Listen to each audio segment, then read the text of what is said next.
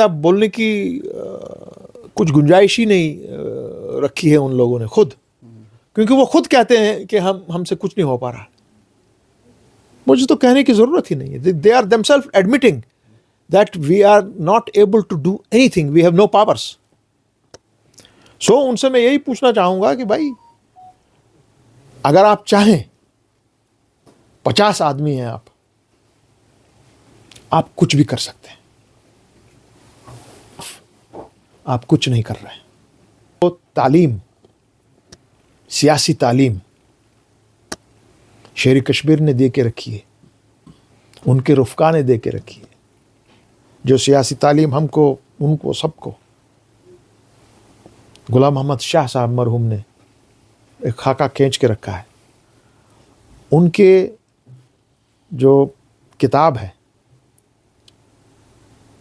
उसको ज़रा उसके जो अवराक हैं उनको मोड़िए, आपको पता लगेगा किस तरह चलना है। अगर आप वही छोड़ दें,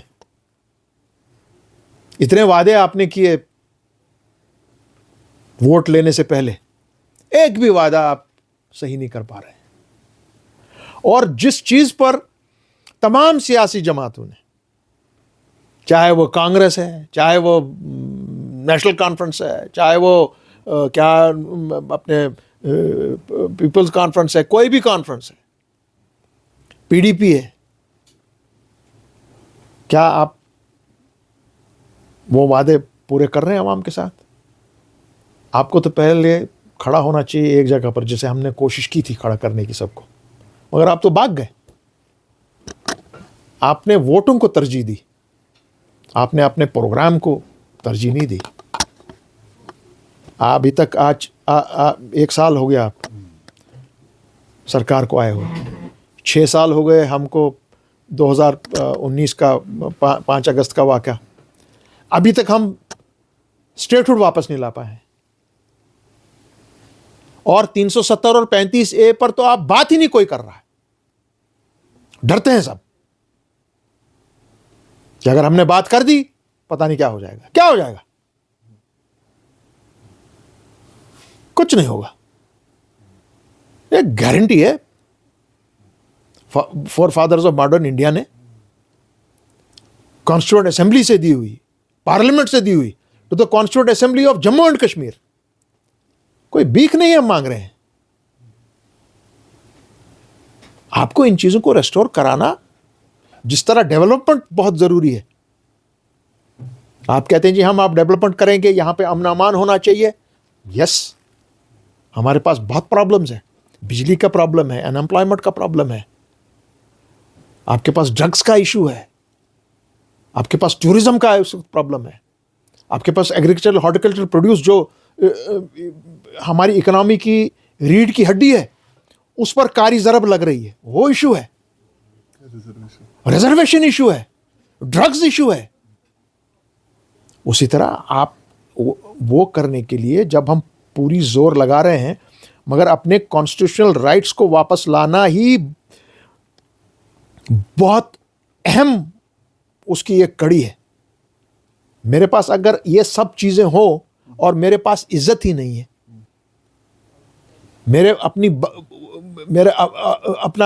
मेरी बका खो गई है, मेरी आइडेंटिटी खो रही है, मेरा कल्चर खो रहा है। एक कल्चर पर आप इस वक्त अटैक हो रहा है मेरा।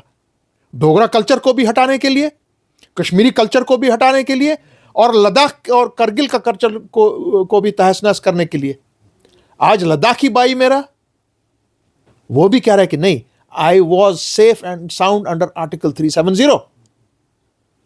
जम्मू का मेरा डोगरा भाई भी कह रहा है कि नहीं भैया, मेरा स्पेशल स्टेटस तो स्पेशल स्टेटस ही वाकई था। महाराजा बहादुर कोई गलत काम करके हिंदुस्तान के साथ जो माहिदा उन्होंने किया, that was under certain arrangements and certain agreements, that you can not touch my culture, you can not touch my boundary.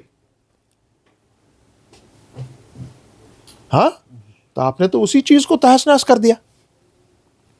इसमें घबराने की क्या बात है बीजेपी के सामने या प्राइम मिनिस्टर के सामने बात करने को, हमको होम मिनिस्टर के सामने बात करने का? अरे भाई, आप मेरे घर को तबाह बर्बाद कर रहे हो, मेरी अगली मेरी पीढ़ी को तबाह बर्बाद कर रहे हो। यहां पर कुछ सानिया हो जाता है, कश्मीरी भाइयों को हिंदुस्तान के कोने कोने में उन पर अटैक हो रहा है, क्यों? भाई इस पर तो बात क्यों नहीं करता कोई? तो आज हमारा स्टेट सब बोल रहे हैं, अरे 50 आदमी हो यार तुम लोग, उठो सीधा दिल्ली, बैठो उधर धरने पे सामने में सुप्रीम कोर्ट ऑफ इंडिया के। क्या ऑनरेबल चीफ जस्टिस, आपने हमसे वादा किया, आपके सामने में हमारे क्या कहते हैं सॉलिसिटर जनरल ऑफ इंडिया ने कहा अनकरीब हम स्टेटहुड वापस करेंगे। Why you not doing it? Municipality बना के रखा है, या क्या कहते हैं, जो मुल्क कश्मीर था एक जमाने में, is worse than a municipality. So these are things that have to be seen. Doctor Farooq साहब जो बोल रहे हैं कि हमने अमन अमान बचाने के लिए ये वो किया, डॉक्टर साहब आपके पावर में आज वो बात है नहीं, आपके हाथ में वो पावर नहीं है कि किसको बंद करें और किसको छोड़ें। शुक्र करें आप अभी बाहर हैं, कल को उठा के बंद कर देगा कोई पूछेगा ही नहीं। It's not in your hands who you arrest and who you keep on the road.